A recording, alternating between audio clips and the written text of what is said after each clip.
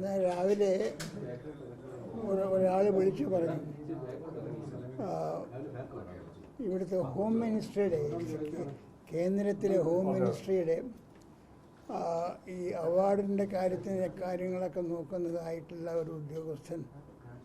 അപ്പോൾ അദ്ദേഹം വിളിച്ചു പറഞ്ഞു, ചോദിച്ചു എന്നോട്, രാജഗോപാലിനല്ലേ ചോദിച്ചു. അതെ, അങ്ങക്ക് പത്മവിഭൂഷൺ കൊടുക്കാൻ പോകുന്നു എന്ന് അറിയുന്നു വന്നു. അങ്ങെന്താ പറയണമെന്ന് ചോദിച്ചു. ഒന്നും വളരെ സന്തോഷമുള്ളതാണ്. സ്വീകരിക്കുമെന്ന് ചോദിച്ചു. തീർച്ചയായിട്ടും സർക്കാർ നൽകുന്നതായിട്ടുള്ള, സർക്കാർ ജനങ്ങളുടെ പ്രതിനിധിയല്ലേ, അപ്പോൾ ആ നിലയ്ക്ക് നൽകുന്നതായ ഒരു അംഗീകാരത്തിന് തീർച്ചയായിട്ടും സന്തുഷ്ടനാണ്. അതിൽ വളരെ നന്ദിയുണ്ട്.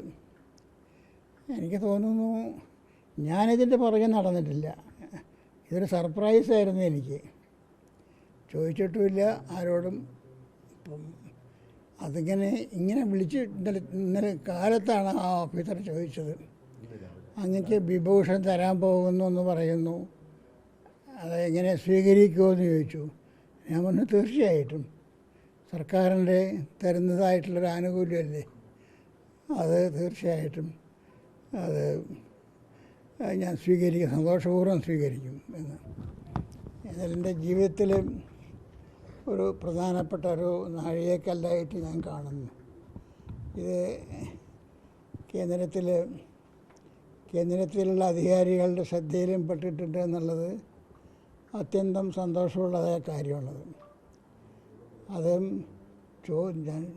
ഞാൻ ശ്രമിക്കാതെ അതിന് വേണ്ടിയിട്ട് പുറകെ നടന്ന ആരോടെങ്കിലും റെക്കമെൻഡ് ചെയ്യിക്കുക അങ്ങനെ ഒരു ചിന്തയുണ്ടായിരുന്നില്ല. ഇതിങ്ങനെ വന്നു വീണു. ദൈവഹിതം, അത് വിനയപൂർവ്വം സ്വീകരിക്കുന്നു.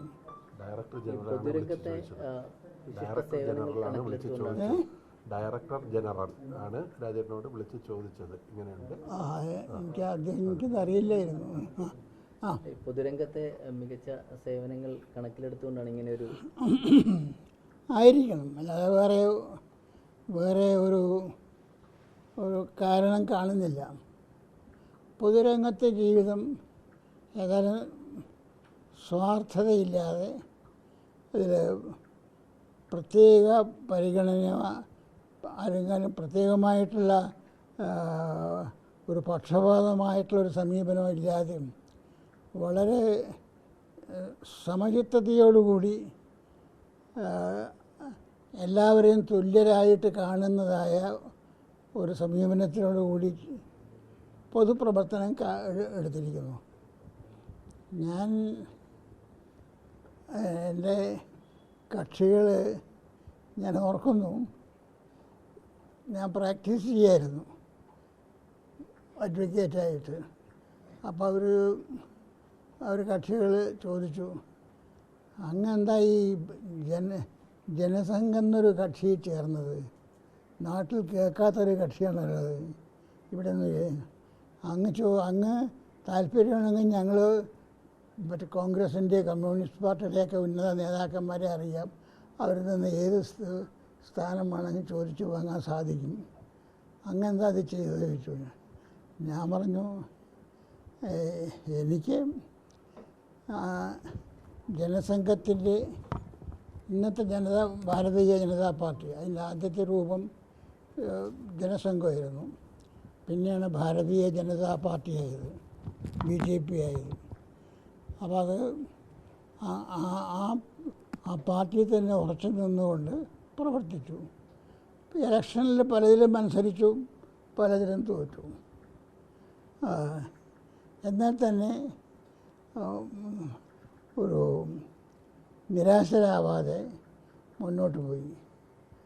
അപ്പോൾ അതിനുള്ള ഒരു പ്രതിഫലമായിരിക്കണം സർക്കാർ അത് അംഗീകരിച്ച് ഈ ഒരു തീരുമാനം എടുത്തിട്ടുള്ളത്. ഞാൻ സന്തുഷ്ടനാണ്. അഭിഭാഷക വൃത്തിയിൽ നിന്നാണ് പിന്നീട് പൊതുരംഗത്തേക്ക്, രാഷ്ട്രീയത്തിലേക്ക് ഇറങ്ങുന്നത്. അതൊരു നല്ല തീരുമാനമായിരുന്നു. അത് അങ്ങനത്തെ ഒരു തീരുമാനമാണ് ഇന്ന് ഈ നിലയിലേക്ക് എത്താനുള്ള കാരണമായിരുന്നു. തീർച്ചയായിട്ടും അഭിഭാഷകനായിരുന്ന ഞാൻ വലിയ വക്കീൽ, ഒരുപക്ഷെ വലിയ നല്ലൊരു ധാരാളം സമ്പാദിക്കാൻ സാധ്യതയുള്ളൊരു മേഖലയിൽ തുടരും. പക്ഷേ പൊതുജന സേവനം അതാണ് ഒരു മനുഷ്യന് സമൂഹത്തിനോടുള്ള കടമയാണത്.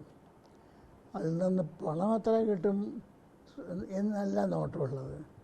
അത് പൊതുസമൂഹത്തിന് എങ്ങനെയാണ് പൊതുസമൂഹത്തിന് എങ്ങനെ ഗുണകരമാവുക എന്നുള്ളതാണ് പരിഗണന. അത്തരമൊരു കാഴ്ചപ്പാടിന് കിട്ടിയിട്ടുള്ള അംഗീകാരമാണ്.